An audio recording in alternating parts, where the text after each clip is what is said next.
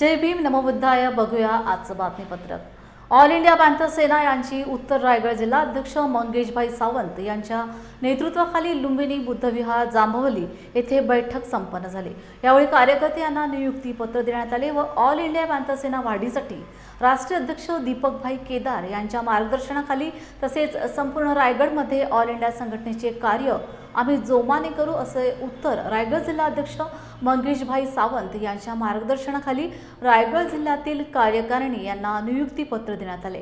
यावेळी कर्जत तालुका अध्यक्ष मारुती जाधव, पनवेल तालुका अध्यक्ष सचिन कांबळे, कर्जत सचिव रमाकांत सोनवणे, पनवेल तालुका उपाध्यक्ष हनुमंत गांधले, पनवेल तालुका संपर्क प्रमुख अंकुश कोकाटे, राजू साळवे या लोकांच्या रसायने विभाग अध्यक्षपदी नियुक्ती करण्यात आल्या आहेत.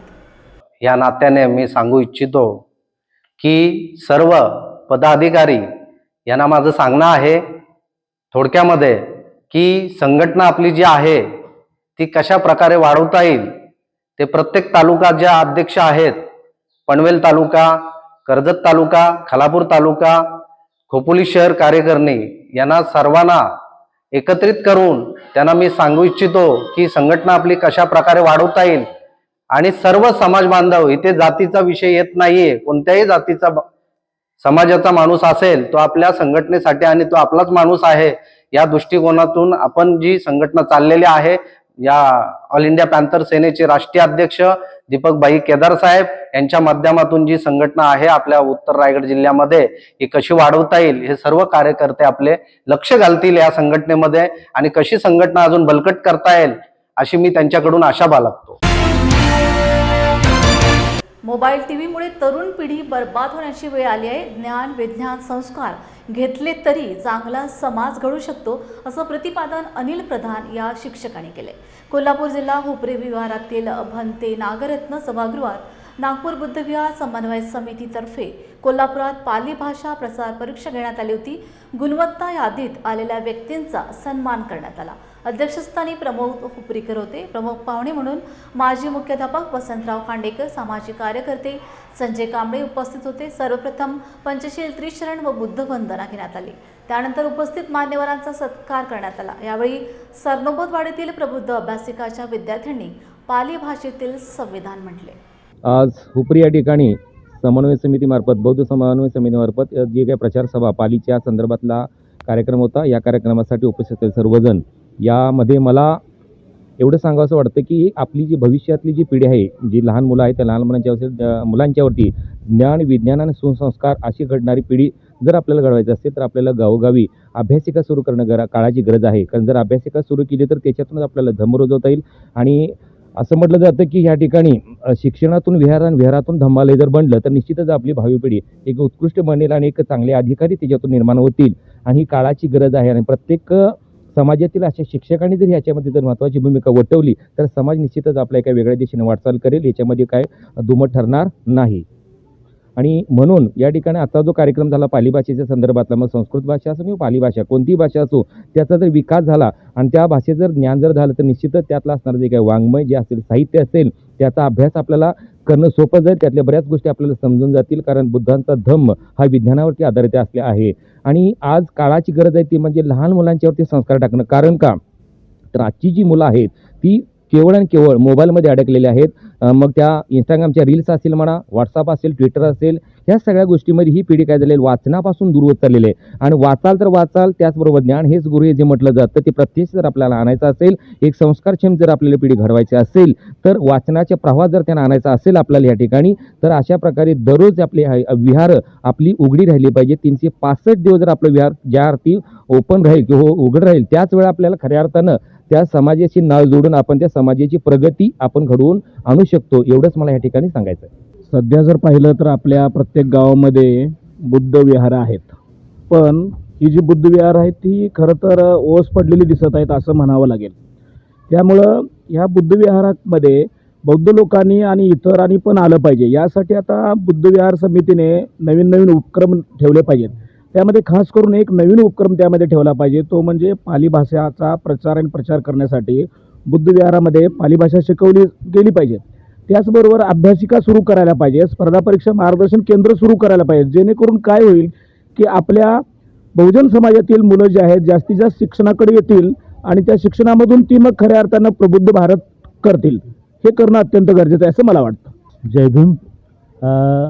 आपल्या महाराष्ट्रामध्ये सर्वरूढ शब्द हा आपल्या समाजामध्ये जो असणारा जे काय या तक्क्या त्याचं रूपांतर प्रत्येकाने त्या विहारामध्ये करावं. कारण बरीच विहारं बांधून तशीच पडून आहेत. त्याचा वापर बघितला तर तो आपण सांगूही शकत नाही. अशा प्रकारे त्याचा वापर खेडोखेडे झालेला आहे. मात्र या ठिकाणी मी सांगू इच्छितो की त्या तक्क्याचं स्वरूप हे विहारामध्ये व्हावं. तिथं रोज धम्मवंदना व्हावे. त्याच्या दृष्टिकोनातून समाजातील लहान मुलांना एकत्र करून धम्म रुजवायला पाहिजे. तरच तो धम्म पुढं जाईल आणि त्याचं विहाराचं रूपांतर परत ते विद्यालयातून ते धम्मालय होईल. एवढंच या ठिकाणी मी सांगू इच्छितो. जय भीम. नागपूर जिल्ह्यामध्ये बुद्धविहार समन्वय समितीच्या वतीने पाली भाषेच्या प्राथमिक परीक्षांचं ज्ञान देणं सुरू आहे. त्यासाठी मी बुद्धविहार समन्वय समितीच्या कार्यकर्त्यांचं अभिनंदन आभार व्यक्त करतो. गाव पातळीवरती धम्माचं साहित्य लिटरेचर पोचलं पाहिजे आणि धम्म सर्वसामान्य जनतेला समजला पाहिजे आणि धम्माचं आचरण झालं पाहिजे. हा या पाठीमागचा मुख्य उद्देश आहे. आणि विहारांची संस्कृती डेव्हलप झाली पाहिजे हा त्याच्या पुढचा दुसरा उद्देश आहे. तर पाली भाषेच्या परीक्षेला इथून पुढच्या काळामध्ये भरभरून प्रतिसाद जनतेने द्यावा देतील अशी अपेक्षा व्यक्त करतो. पुरीमध्ये पाली भाषाच्या विद्यार्थ्यांची जी काही परीक्षा झालेली होती त्याचं पारितोषिक वितरण आणि प्रशस्तीपत्र वितरणाचा कार्यक्रम होता. तर म्हणजे पाली भाषा ही खूप जुनी पाली भाषा असून सुद्धा त्याचा जेवढा संवर्धन आणि विकास व्हायला पाहिजे तेवढा काही झालेला नाही. तर या निमित्तानं जी तरुण पिढी जी आहे यांना पाली भाषेचं ज्ञान चांगल्या तऱ्हेनं होऊन पाली भाषा अधिकाधिक विकसित व्हावी हा जो प्रयत्न आहे तो अतिशय स्तुत्य आहे. आणि आज भोपळीमधला जो कार्यक्रम घेतला तर म्हणजे यांना धन्यवादच द्यायला पाहिजेत. आणि अशातून साध्या गोष्टीमधूनच ही पाली भाषेचा जास्तीत विकास होईल अशी अपेक्षा. जय भीम. प्रथम लॉर्ड बुद्धा टी व्हीचं मी या ठिकाणी अभिनंदन करतो. कारण लॉर्ड बुद्धा टी व्हीनं पाली भाषा प्रचार परीक्षा या परीक्षेचं या ठिकाणी चांगल्या प्रकारचं कवर केलेलं आहे आणि त्यामुळं लॉर्ड बुद्धा टी व्हीचं या ठिकाणी मी त्यांचं अभिनंदन करतो. त्यांचे कोल्हापूर जिल्ह्याचे प्रतिनिधी माननीय जिरगे दयानंद जिरगे यांचं मी या ठिकाणी अभिनंदन करतो.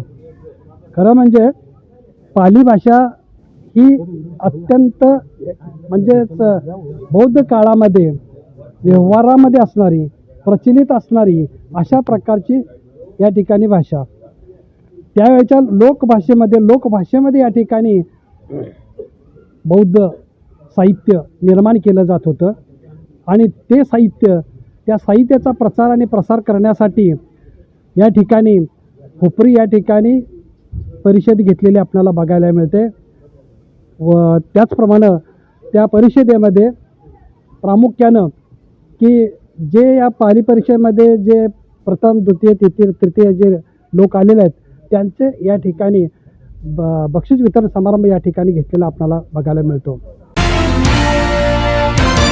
रायगड जिल्ह्यातील महाड तालुक्यात अंतर्गत रस्त्यांची प्रचंड दुरावस्था झाली आहे. वाहन चालक व प्रवासी वर्गांचे या खड्ड्यातून प्रवास करताना अतोनात हाल होत आहेत. शारीरिक वेदनेबरोबरच खड्ड्यात वाहने आदळून वाहनात ही बिघाड होतो. खड्ड्यांच्या समस्येवर प्रकाश टाकण्यासाठी राष्ट्रवादी शरद पवार पक्षाचे रायगड जिल्हाध्यक्ष रवींद्र चव्हाण यांच्या नेतृत्वात खड्ड्यात पोहण्याची स्पर्धा घेऊन अनोखे आंदोलन करण्यात आले. महाड नगर परिषद प्रशासकीय कारभाराच्या विरोधात यावेळी संताप व्यक्त करण्यात आला. यावेळी कार्यकर्त्यांनी घोषणाबाजी करून महाड नगर परिषदेचा भोंगळ कारभाराचा निषेध नोंदविला. लवकरात लवकर खड्डे न बुजविल्यास उग्र आंदोलन छेडण्याचा इशारा देण्यात आला.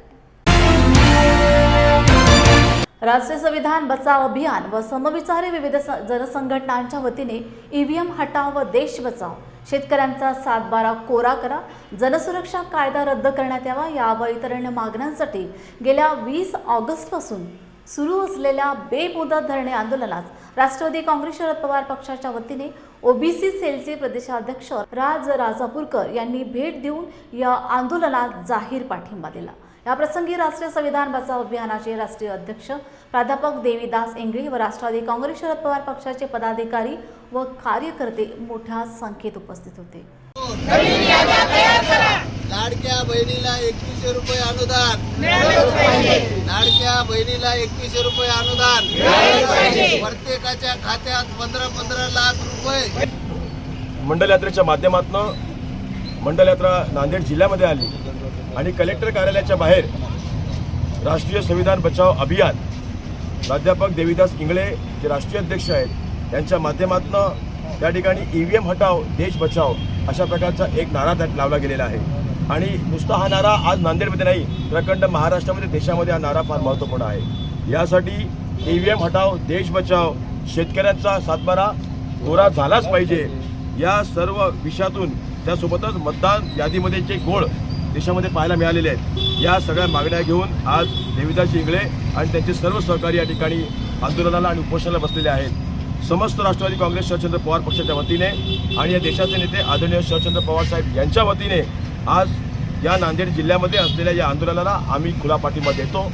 आमच्या पक्षाचं खुलं समर्थन देतो आणि जोपर्यंत यांच्या या मागण्याला यश येत नाही तोपर्यंत यांचा हा लढा लढण्यासाठी आमचा पक्ष आणि आमची संघटना यांच्यापुढे यांच्यासोबत कायमपणे राहील अशी त्या ठिकाणी मी ग्वाही देतो.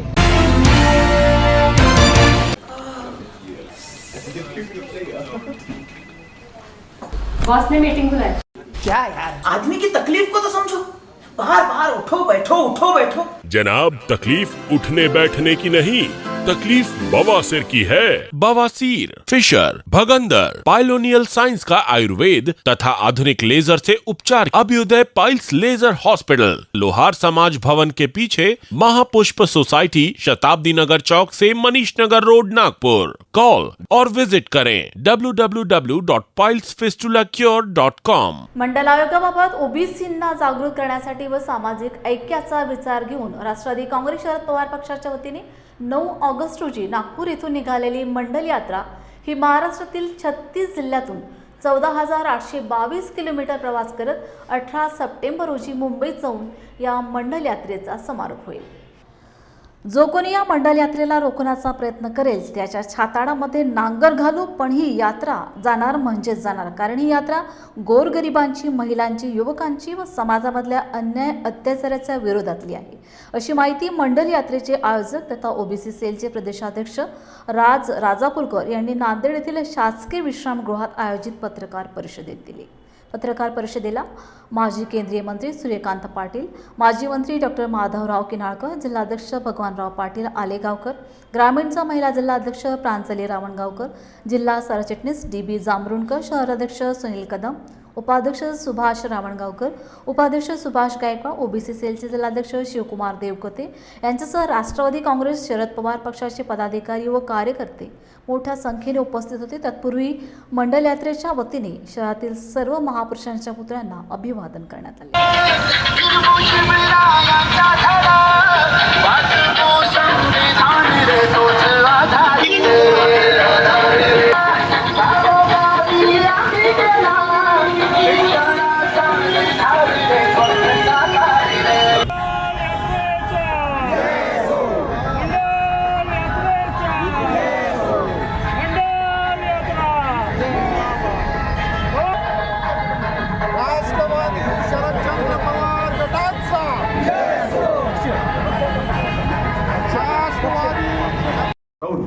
या मंडल यात्रेला हिरवा झेंडा दाखवला आणि ताई ज्या वेळेला ही मंडल यात्रा नागपूरपासून सुरुवात झाली, डॉक्टर साहेब त्याच्या दुसऱ्या दिवशी राज्याचे मुख्यमंत्री देवेंद्र फडणवीस यांनी टीका केली की ही मंडल यात्रा बंडल यात्रा आहे.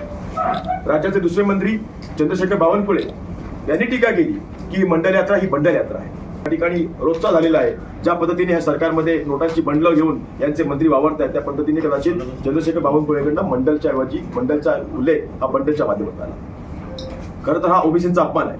कारण पण अलीकडच्या काळामध्ये सातत्याने ओबीसींचा वापर हा फक्त आणि फक्त मतासाठी होतो. या गोष्टी लक्षात घेत असताना त्या ठिकाणी ओबीसीची जनजागृती करणं, जागरूकता करणं हा एक त्या ठिकाणी महत्त्वपूर्ण निर्णय आणि भूमिका आमच्या पक्षाने अधिकृतरित्या पक्षाच्या माध्यमातून घेतलेली आहे. शेतकऱ्यांना सरसकट कर्जमाफी द्या. राज्यात अतिवृष्टी झाल्यामुळे ओला दुष्काळ जाहीर करून शेतकऱ्यांना सरसकट हेक्टरी 50,000 रुपये नुकसान भरपाई द्या.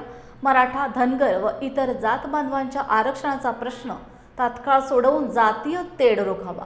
या व इतर अन्य मागण्यांसाठी आज संभाजी ब्रिगेड पक्षाच्या वतीने नांदेडच्या वतीने पक्षाचे अध्यक्ष मनोज आखरे यांच्या मार्गदर्शनाखाली नांदेड दक्षिणचे जिल्हाध्यक्ष सुभाष कोल्हे व नांदेड उत्तरचे जिल्हाध्यक्ष कमलेश कदम, नांदेड ग्रामीणचे जिल्हाध्यक्ष जे.जे. शिंदे यांच्या नेतृत्वाखाली जिल्हाधिकारी कार्यालयासमोर लक्षवेध थाळीनाद आंदोलन करण्यात आले. लक्षवेध आंदोलनानंतर संभाजी ब्रिगेडचे विभागीय अध्यक्ष संकेत पाटील, विभागीय कार्याध्यक्ष भगवान कदम, लोकसभा अध्यक्ष परमेश्वर पाटील यांच्या शिष्टमंडळाच्या वतीने आपल्या मागण्यांचे निवेदन जिल्हाधिकाऱ्यांना देण्यात आले. यावेळी ब्रिगेडचे पदाधिकारी व कार्यकर्ते मोठ्या संख्येत उपस्थित होते.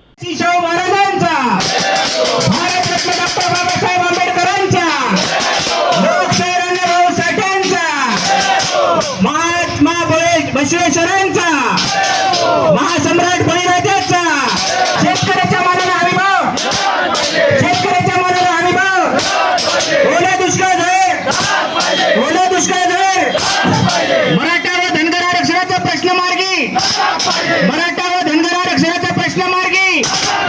आज संभाजी ब्रिगेडच्या माध्यमातून संबंध महाराष्ट्रामध्ये लक्षवेधी आज आंदोलन करण्यात आलेलं आहे. याच्या पाठीमागचा मुख्य उद्देश हा आहे की मराठा समाजाचा ओबीसी मध्ये समावेश झाला पाहिजे, धनगर बांधवांचा सुद्धा एसटी आरक्षणामध्ये समावेश झाला पाहिजे.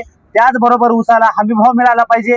ऊसाच्या FRP नुसार दरवर्षी शेतकऱ्यांना वाढीव रक्कम मिळाली पाहिजे. पण हे शासन करते, हे कारखानदार ऊसाच्या जाणीवपूर्वक शेतकऱ्यांना कुठल्याही पद्धतीचा FRP देत नाहीत आणि शेतकऱ्यांची FRP पूर्णपणे खाण्याचा प्रयत्न करतात. त्याचबरोबर शेतकऱ्यांच्या दुधाला सुद्धा 70 रुपये हमीभाव मिळाला पाहिजे. एवढंच नाही तर धनगर समाजाचं आरक्षण, मराठा समाजाचं आरक्षण आणि सर्वात महत्वाचं काल झालेली अतिवृष्टी संबंध जिल्हा ओल्या दुष्काळ जाहीर करावा आणि 100% पीक विमा मंजूर करावा. या मागणीसाठी आज संभाजी ब्रिगेडच्या माध्यमातून संबंध महाराष्ट्रामध्ये तसेच नांदेड जिल्ह्यामध्ये जिल्हाधिकारी कार्यालयासमोर थाळीनाद आंदोलन या शासनाला जाग यावी या दृष्टिकोनातून हे आंदोलन उभं करण्यात आलेले आहे.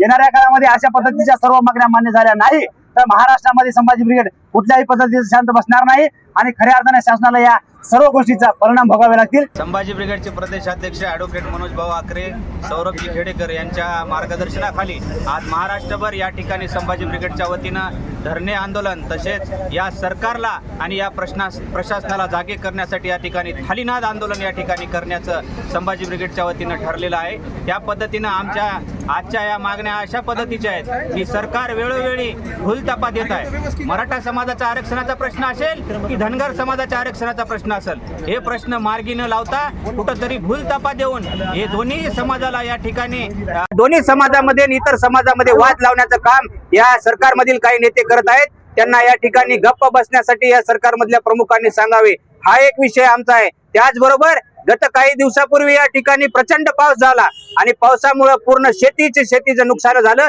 घराची पडझड झाली. त्यामुळे महाराष्ट्र हा ओला दुष्काळ या ठिकाणी जाहीर केला पाहिजे. यासाठी या ठिकाणी आम्ही या धरणे आंदोलन या ठिकाणी करत आहोत. त्याचबरोबर विविध आमचे वेगवेगळे प्रश्न आहेत जे की अत्यंत महत्वाचा म्हणजे शेतीच्या मालाला हमीभाव नाही, तो हमीभाव या ठिकाणी दिला पाहिजे. दुधाला 70 रुपये भाव दिला पाहिजे. अशा पद्धतीचे वेगवेगळे मुद्दे घेऊन या ठिकाणी संभाजी ब्रिगेडच्या वतीनं नांदेड येथील जिल्हाधिकारी कार्यालयासमोर या ठिकाणी आम्ही आज धरणे आंदोलन करत आहोत.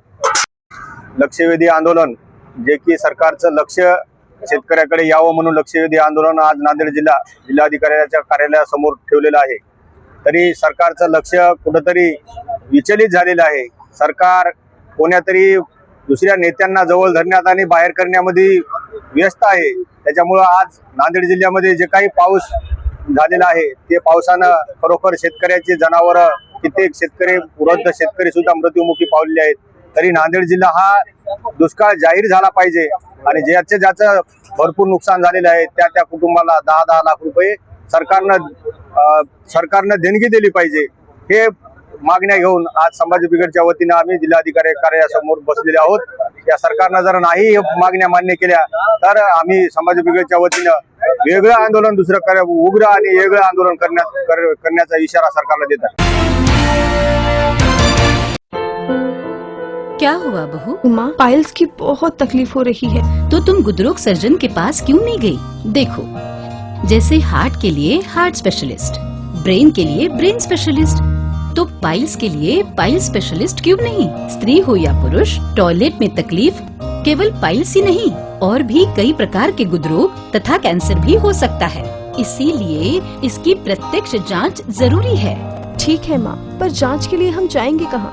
वही काले आयुर्वेदिक पाइल्स हॉस्पिटल में। लेकिन माँ, प्रेगनेंसी में पाइल्स की दवाइयाँ? प्रेगनेंसी में आयुर्वेदिक दवाइयाँ सुरक्षित होती है। जनहित में जारी। काले आयुर्वेदिक पाइल्स हॉस्पिटल, औषधि चिकित्सा तथा सर्जरी ट्रीटमेंट उपलब्ध। हमारा पता उमरेड रोड, दिघौरी बस स्टॉप के पास, नागपुर। अधिक जानकारी के लिए वेबसाइट पर जाएं kalepailshospital.com। डोंगरी भागात राहणारा आणि घरची परिस्थिती बेताची असणाऱ्या प्रतिकूल परिस्थितीवर मात करीत तन्मय तानाजी तेली याने कमर्शियल पायलट परीक्षेत भरघोस यश मिळवून वयाच्या 20व्या वर्षी पायलट झाला। त्याने आई वडिलांचं पांग फेडलं अशा शब्दात अनेकांनी तन्मयचं कौतुक केलं। कोल्हापूर जिल्हा कागल तालुका सोनाळी डोंगरी भागात राहणारा तन्मय हा फिलिपिन्स देशात परीक्षा देऊन यशस्वी झाला। आर्थिक परिस्थिती नसताना तन्मयने जिद्द चिकाटीने अभ्यास करून यशाला गवसणी घातली। त्याच्या या यशाबद्दल गावकऱ्यांनी भेटून त्याचं कौतुक करून त्याची पाठ थोपटली। त्याच्या या यशामुळे तेली परिवाराला आनंदाचा पारावार उरला नाही। तन्मय ज्या वेळेला वैमानिकसाठी प्रयत्न करायला आम्ही पैशापोटी याच्यापोटी भेट होतो की बाबा हे आमच्याकडं पूर्ण होणार नाही, पण तरीसुद्धा त्याचा अभ्यास करण्याची जिद्द आणि कसोटी बघून आम्हाला तरी पण धाडस होत नव्हतं, ही रक्कम एवढी मोठी आहे, होणार नाही। पण आमच्या मित्रांनी तसेच आमच्या गिरायकाने आम्हाला थोडं थोडं हे दिलं, गावकऱ्यांनीसुद्धा सहाय्य केलं आणि यातूनच त्याचं शिक्षण पूर्ण झालं। आज तो कमर्शियल पायलट झाला आहे।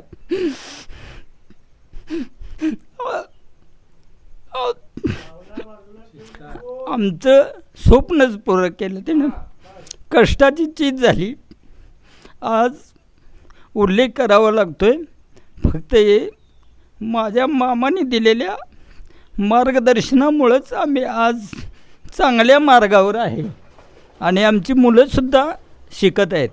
आणि असंच प्रत्येकाला एकमेकाला आपण प्रत्येकानं एखाद्या गरिबाचा जरी विद्यार्थी असेल तरी सहकार्य करून आपण त्याला पुढं नेलं पाहिजे, हीच प्रत्येकाने आपापल्याजवळ ठेवूया आणि आपल्या देशाचीच उन्नती यातून आपण घडवली पाहिजे। तसेच आपणसुद्धा आपण ज्या भूमीत जन्माला आलो आहे त्या भूमीचं त्या गावाचं आपण उद्धार केला पाहिजे। का ना काहीतरी आपण आपल्या गावासाठी, गावातल्या गोरगरिबी विद्यार्थ्यासाठी आपण काय ना काहीतरी सहाय्य करून त्याला पुढं कसा जाईल आणि गावचा विकास कसा होईल, आपल्या देशाचा विकास कसा होईल एवढंच बघितलं। तन्मयनं खरं पाहिजे तर आमचं गाव, तालुका, जिल्हा, महाराष्ट्र आणि देशामध्ये सुद्धा नाव कमवलेलं आहे। हा पायलट होणं हे एवढं सोपं नाही। त्याची जिद्द आहे, त्याचा अभ्यास आहे आणि त्या पाठीमागं आर्थिक रसदसुद्धा द्यावी लागते आणि हे सर्व त्याचं वडील तानाजी तेली यानं ते सांभाळलं आणि योग्य पद्धतीनं आपल्या मुलाला कमर्शियल पायलट असं बनवलं। मला सांगायला अभिमान वाटतो, कारण का आमच्या या भागातील हा पहिलाच कमर्शियल पायलट असेल। बिदरीचा एक आहे वाटतं, असं कानावर आहे, पण त्याचीने आमची आजपर्यंत काही भेट झालेली नाही। पण आमच्या गावाचा कमर्शियल पायलट झाल्यामुळं आम्हा सर्वांचा ऊर भरून आलेला आहे। आम्हा सर्वांना फार मोठा आनंद झालेला आहे आणि या आनंदामध्ये सर्व हे तेली परिवार सहभागी आहेत। अगदी दिलखुलासपणे आम्ही येईल त्यावेळेला ह्या कुटुंबातील प्रत्येक व्यक्ती अगदी हिरिरीनं भाग घेते आणि आपल्या या तन्मयचा आदर सत्कार करून त्याला त्याच्या उच्च पदाला जाण्यासाठी त्यांनी अमोल असं सहकार्य केलं। मी तन्मयला त्याच्या भावी आयुष्यासाठी आमच्या ग्रामस्थाच्या वतीनं त्याला हार्दिक शुभेच्छा देतो। त्याचं भावी आयुष्य सुखाचं, समृद्धीचं, भरभराटीचं, आरोग्याचं, वैभवाचं, आनंदाचं जावो अशी सदिच्छा देतो। नमस्कार, मी तन्मय तेली, सोनाळी गावचा रहिवासी। तर पायलट होणं इतकं म्हणजे सोपं नव्हतं माझ्यासाठी, की ते एक म्हणतात every accomplishment start with a decision to try. जोपर्यंत तुम्ही एक निर्णय घेत नाही की तुम्हाला एखादी गोष्ट करायची आहे मनापासून, तोपर्यंत तुम्ही सक्सेस होऊ शकत नाही, तोपर्यंत तुम्ही त्या गोष्टीपर्यंत पोचू शकत नाही, जोपर्यंत तुम्ही ट्राय नाही करत त्या गोष्टीसाठी. आणि दुसरी गोष्ट की पायलट ट्रेनिंगसाठी म्हणजे लागणारा जो खर्च वगैरे आहे, ती आज आमची आर्थिक परिस्थिती नसताना घरच्यांनी सपोर्ट भरपूर केला. त्याबद्दल मी घरच्यांचा खूप आभारी आहे माझ्या आणि माझ्या पालकांचा. आणि दुसरी गोष्ट की पायलट ट्रेनिंगमध्ये म्हणजे एक्झाम्स वगैरे असतात, त्या पण इतक्या म्हणजे सोप्या नसतात. कधी दिवसाची रात्र आणि रात्रीचा दिवस झाला हे समजलंच नाही अभ्यास करता करता. पण झालं ॲट दी एंड कंप्लीट झालं CPL. आणि ह्यानंतर माझं स्वप्न आहे पुढे की मी एअरबस फ्लाय करू एअरलाईनसाठी, बोईंग 737 किंवा एअरबस 320 किंवा वाईट बॉडी एअरक्राफ्ट. आणि दुसरी गोष्ट पायलट होणं हे माझं लहानपणीपासूनचं स्वप्न होतं, की लहानपणी असल्या ज्युनियर सिनियरला असल्यापासून मला म्हणजे वरून एअरबस बोईंग जातेले बघून घरावरून मला वाटायचं एक दिवस की आम्हाला पण हे विमान उडवायचं आहे. ती जे ड्रीम होतं ना ते म्हणजे एक वेगळंच होतं. बट असं वाटलं नव्हतं की ती सक्सेस होईल ह्यामध्ये. पण ते म्हणतात ना, if you have dream to do then nothing is impossible in front of that dream. So just the takeoff is not mandatory but landing is mandatory. तर तुम्ही म्हणजे एक पहिली जोपर्यंत स्टेप घेत नाही तोपर्यंत तुम्हाला पुढं जाता येत नाही त्या करिअरमध्ये. आणि तुम्हाला म्हणजे लँडिंग जर एअरक्राफ्ट जर करायचं झालं तर every second decision making ability वगैरे ह्या खूप म्हणजे गोष्टी लक्षात ठेवायला लागतात त्यासाठी. आणि दुसरी गोष्ट, माझ्या ज्या करिअरच्या लँडिंग्स होत्या ह्या खूप बटर होत्या, म्हणजे खूप सॉफ्ट लँडिंग होत्या. बट काही अशा होत्या की हार्ड लँडिंग पण होत्या, की त्यामध्ये मला भरपूर स्ट्रगल लागला त्या लँडिंगसाठी, त्या अप्रोचसाठी. So it was very hard for me. And yeah that's it. And I want to be airline pilot in further my life. Thank you so much. Kolhapur जिल्ह्यातील शिरोळ तालुका टाकवडे गावात वर्षावास दिनानिमित्त श्रावस्ती बुद्धविहार येथे कार्यक्रमाचे आयोजन करण्यात आले होते. या निमित्ताने भंते व डॉक्टर यश काश्यपायन यांनी धम्मदेसना दिली. तथागत गौतम बुद्ध यांनी जगाला शांतीचा संदेश दिला, तोच आज जगाला तारणार असल्याचं भंते काश्यपायन यांनी सांगितले. तत्पूर्वी त्यांचे आणि भंते धम्मबोधी यांचे गावातून फुलांची उधळण करीत स्वागत करण्यात आलं. त्यानंतर विहार येथे मुख्य कार्यक्रमाला सुरुवात झाली. यावेळी बौद्ध बांधव मोठ्या संख्येत उपस्थित होते. तस भगवतो अरहतो सम्मा संबुद्धस्स. आज आम्ही या टाकवडे गावामध्ये तर इथे चांगले श्रद्धावान उपासक उपासिका आहेत आणि म्हणून या टाकवडे गावामध्ये वर्षावासाच्या निमित्तानं आम्हाला बोलावलेलं आहे. तर तुम्ही विचारू लागले वर्षावास म्हणजे नेमकं काय, वर्षावासाचं महत्त्व काय आहे. बरोबर आहे तुमचा प्रश्न, सांगतो. भगवान बुद्धाच्या काळात म्हणजेच आमच्या भिक्खूसाठी हा वर्षावास असते मुळात. तर भिक्खूने एका जागी राहावं पावसाळ्यामध्ये, इकडे तिकडे फिरू नये. कारण इकडे तिकडे भगवान बुद्धांनी सांगितलं का 3 महिने तुम्ही पावसाळ्याच्या दिवसात एका जागी थांबा आणि 9 महिने मग तुम्ही भ्रमण करा. एका गावातून दुसऱ्या गावात जा, तिसऱ्या गावात जा, अनेक गावापर्यंत जा. भगवान बुद्ध काय सांगतात, भिक्खूंनो, हा सद्धम्म जो आहे, मुळात सद्धम्म, भगवान बुद्ध म्हणतात भिक्खूंनो, माझ्याजवळ हिरे माणिक मोती हत्ती घोडे हे नाही आहेत आणि त्याची जगाला आवश्यकता नाही.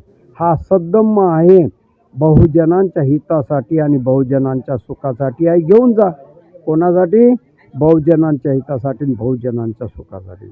आता बहुजन कशाला म्हणते, तर भगवान बुद्धानं भिक्खूंना सांगितलं बहुजन म्हणजे अधिकाधिक लोकांना. आताच्या काळात काय झालं, बहुजन शब्दाचा अर्थ काय झाला, फक्त हे लोक, काय म्हणजे वंचित लोक, एससीचे लोक, त्यांनाच लोक बहुजन म्हणतात.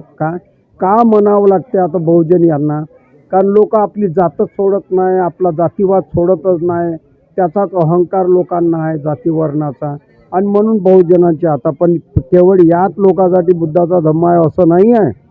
तर बहुजनांच्या हितासाठी बहुजनांच्या सुखासाठी जा. आता राहिली गोष्ट 3 महिने जर भिक्खू जर एका जागी जर राहिले 3 महिने तर होईल काय फायदा? आता एक दिवस मी किती प्रवचन सांगितलं तर एका दिवशी नाही ना कळत, आणि एका दिवशी गावातले सर्व लोक येतही नाही, कोणाला कोणते कामं असतात. म्हणून 3 महिने जर त्या विहारात जर भंतेजी असले तर भंतेजींचे लोकांचे निरनिराळे प्रश्न भंतेजीला विचारतील ना, भंतेजी धम्म सांगतात त्या निमित्तानं. काय सांगतील? धम्म सांगतील त्या निमित्तानं. तर जिथं जिथं भंतेजी ज्या ज्या विहारात असते तिथचे लोक धम्मवान होतात. आता जयसिंगपूरच्या लोकांचा फार विकास झालेला आहे, पण बाकी जागी अंधार आहे. मग सांगायचं तात्पर्य वर्षावासामध्ये लोकांनी म्हणजे भंतेजीला आमंत्रित केलं पाहिजे. आपण पूर्ण वर्षभर का म्हणजे बौद्ध धर्माचा वर्षवास करायचा, लहान मुलांच्यावर जे संस्कार करायचे आहेत आपण ते बौद्धांच्या ह्याच्याप्रमाणे झाले पाहिजेत.